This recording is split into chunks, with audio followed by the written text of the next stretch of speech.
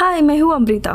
Movie की शुरुआत में हमें डॉक्टर बेट्रूजर को दिखाया जाता है जो कि यूनाइटेड एरोस्पेस कॉर्पोरेशन के लिए काम करते हैं और उन्होंने फोबोस इस प्लेनेट पर अपना एक रिसर्च बेस बनाया होता है। फोबोस दरअसल ये मार्स का मून होता है जहाँ पे यूएसी का बेस होता है। यूएसी ये उनकी रिसर्च एजेंसी थी और यहीं पर हम एक एंशिएंट टेलीपोर्टेशन डिवाइस गेट को देखते हैं। गेट ये एंशिएंट डिवाइस था और इंसानों को ये फोबोस इस ग्रह पर मिला था और डिवाइस के साथ मिले डॉक्यूमेंट से यही पता चल रहा था कि ये डिवाइस एक पोर्टल है जो अर्थ और फोबोस इस ग्रह के बीच में एक पाथवे गेटवे तैयार कर सकता है जहाँ से कोई भी इंसान अर्थ से यहाँ पे आसानी से आ सकता है। लेकिन उसके लिए उन्हें अर्थ पर एक हाईटेक रिसर्च लैब चाहिए होगी जहाँ पर काफी पावर है। इसीलिए यूएससी ने ऐसे ही एक लैब यूएस में नवेडा में बनाई थी जहाँ पे एक न्यूक्लियर रिएक्टर के मदद से ये लोग इस पाथवे को कनेक्ट करना चाहते थे। और अब गेट इस डिवाइस के मदद से फोबोस पर डॉक्टर बेट्रूगर नवेडा के ही अपने लैब में पाथवे ओपन करने की कोशिश कर रहे थे।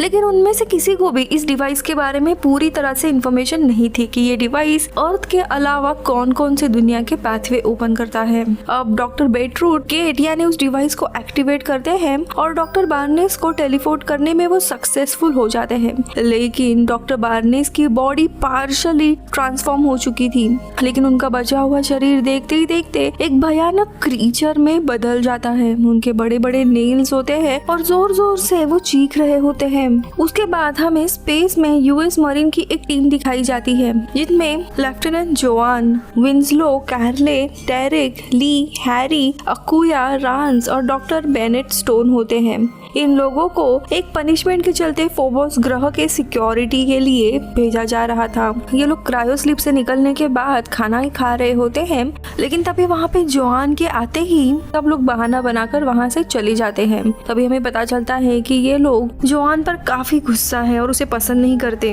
क्योंकि उन्हें ये सजा लेफ्टिनेंट जॉन डार्क की गलती के कारण मिली थी। इनके क्रू मेंबर में हम डॉक्टर बेनेट को देखते हैं जो साइंटिस्ट होते हैं और फोबोस पर पहली बार स्पेस मिशन पर जा रहे होते हैं। बेनेट 10 साल पहले जोआन के बॉयफ्रेंड रह चुके थे और इस क्रू में सिर्फ वही उससे अच्छे से बात कर रहे थे। तो यहाँ पर हम फोबोस बेस पर देखते हैं जहाँ पे डॉक्टर बेट्रूगर अर्थ के बेस पर डॉक्टर केन से वीडियो कॉन्फ्रेंस कर रहे होते हैं, जहाँ पे ये दोनों भी डॉक्टर बार्नेस को लेके काफी चिंतित होते हैं। डॉक्टर बार्नेस वही थे जिन्हें मशीन द्वारा टेलीपोर्ट किया जा रहा था और उनके साथ जो हुआ था उसके बाद किसी भी इंसान को टेलीपोर्ट होने से वे लोग मना करते हैं। लेकिन तभी डॉक्टर बेट्रूगर खुद डिसाइड करते हैं कि वही खुद टेलीपोर्ट होने का ट्राई करेंगे। अब शिप पर कैप्टन हेक्टर अपने क्रू को ब्रीफ दे रहे होते हैं कि फोबोस पर मार्स के हिसाब से चलता है जहाँ पे एक पूरे दिन में 24 घंटे और 39 मिनट्स होते हैं।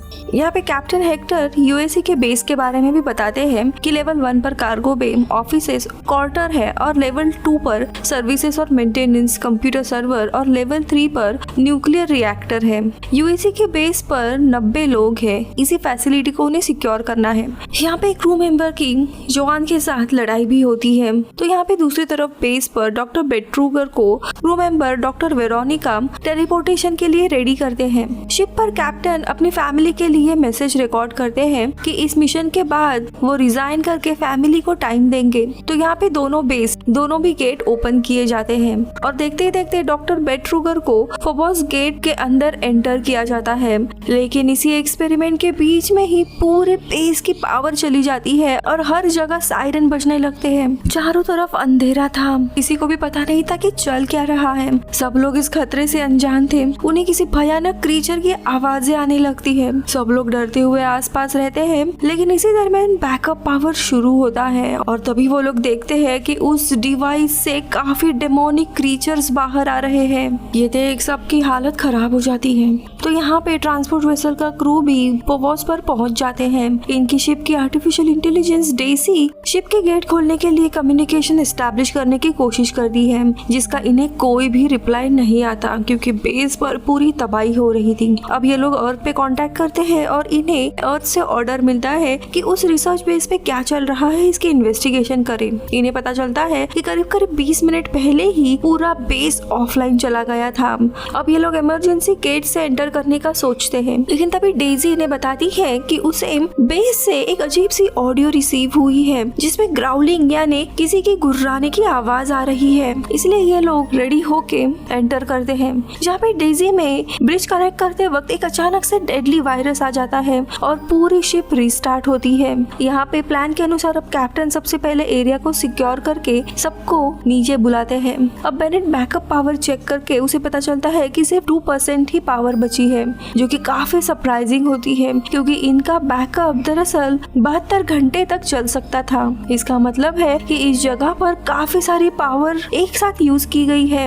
अब कैप्टन टीम को 2 पार्ट में डिवाइड करते हैं और जोआन को दूसरी टीम को लीड करते हुए सर्वर तक जाने को कहते हैं और वो खुद दूसरी टीम को रिएक्टर के रूम के पास लीड करते हैं। केयरफुली दोनों भी टीम आगे बढ़ने लगते हैं। इन्हें एक काफी अजीब बॉडी मिलती है जो एक क्रू मेंबर की होती है, तो वहीं जोआन को वहाँ से एक की भी मिलती है और यहाँ पे किसी एंशिएंट लैंग्वेज में ब्लड में कुछ लिखा हुआ मिलता है, जिसका मतलब होता है जो हमारा है उसे हम वापस लेने आए हैं। और आगे बढ़ने के टाइम उन्हें मरीन पर एक ज़ॉम्बी जैसा क्रीचर दिखाई देता है जो इनके ऊपर अटैक करने आता है, लेकिन ये अपने गन्स की मदद से उसे मार देते हैं। लेकिन इस गन की आवाज के कारण उनके ऊपर काफी सारे ज़ॉम्बी जैसे क्रीचर अटैक कर देते हैं, जिन्हें एक एक करके ये लोग मारने लगते हैं। लेकिन आगे बढ़ने के बाद उन्हें 3 सर्वाइवर्स भी मिलते हैं, जिनमें डॉक्टर वेरोनिका, डॉक्टर बेट्रुगर और ग्लोवर होता है। यहाँ पे देखते ही देखते काफी सारे ज़ॉम्बीज इनके ऊपर अटैक करने लगते हैं,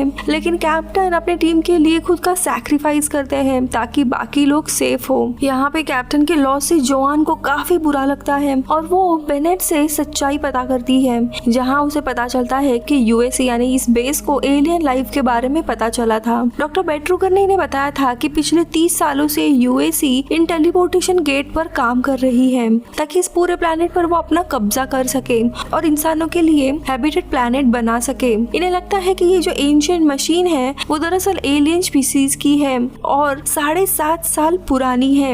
अब ये पता चलने पर जोआन काफी भड़क जाती है डॉक्टर बेट्रुगर पे और उनका आर्ग्यूमेंट शुरू होता है क्योंकि डॉक्टर बेट्रुगर को मशीन वापस चालू करनी होती है, लेकिन जोआन को अब वापस यहाँ से निकलना था क्योंकि वो अपने लोगों को बचाना चाहती थी। काफी आर्ग्यूमेंट के बाद बेट्रुगर मान जाता है मशीन को चालू ना करने का। तो यहाँ पे हम शिप के पायलट मॉर्गन को देखते हैं जिसे आसपास कुछ अजीब आवाज सुनाई देती है और देखते ही देखते एक डीमन आके उसे अपना शिकार बना लेता है। अब यहाँ पे इन्हें कैसे भी वापस जाना था, लेकिन डेजी के वायरस के कारण ये लोग अब वापस नहीं जा सकते थे।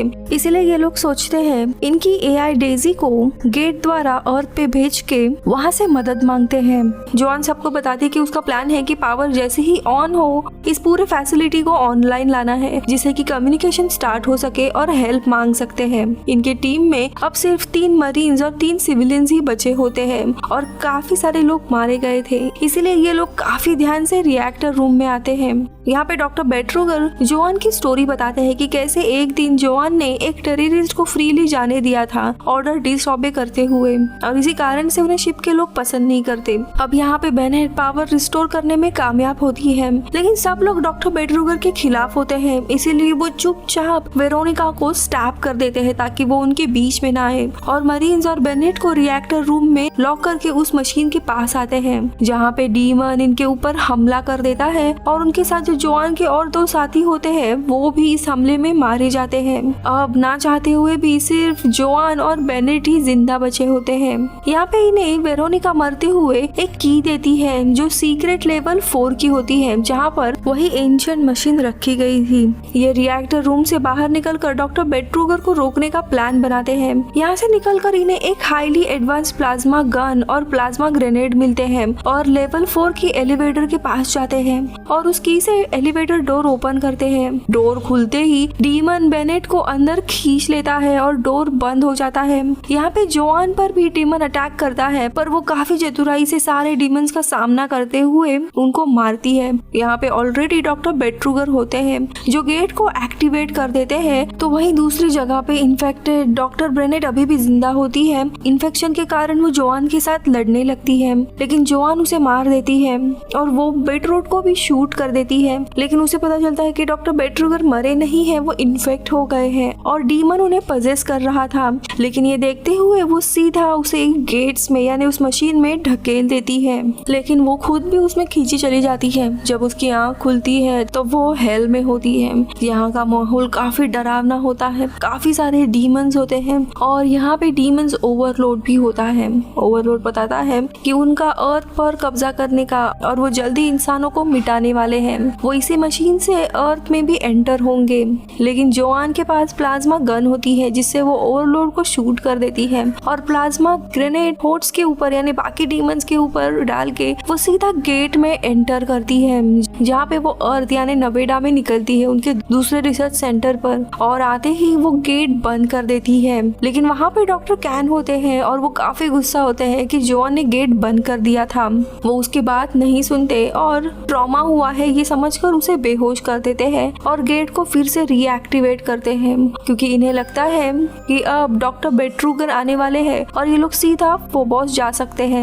लेकिन तभी गेट से उन्हें डीमंस की आवाज सुनाई देती है, मतलब डीमंस अब नवेडा के गेट में यानी अर्थ पर एंटर कर देते हैं और मूवी इधर ही खत्म होती है। तो दोस्तों यहाँ पे जो डिवाइस दिखाया गया है वो दरअसल एक एंशिएंट डिवाइस होता है जो एलियंस ने पहले तो यूज किया था। ये गेट 3 जगह कनेक्ट होता था, खुद एक फोबॉस पे, अर्थ पे और एक दूसरी दुनिया यानी हेल के दुनिया में। लेकिन इस बात से रिसर्च टीम पूरी तरीके से अनजान होती है। उन्हें पता नहीं चलता कि डीमंस कहाँ से और क्यों आ रहे हैं। उसका कारण यही था कि ये एक तीसरी जगह यानी हेल को भी कनेक्ट हो रहा था। मैं मिलूंगी आपसे अगले वीडियो में, तब तक के लिए बाय बाय।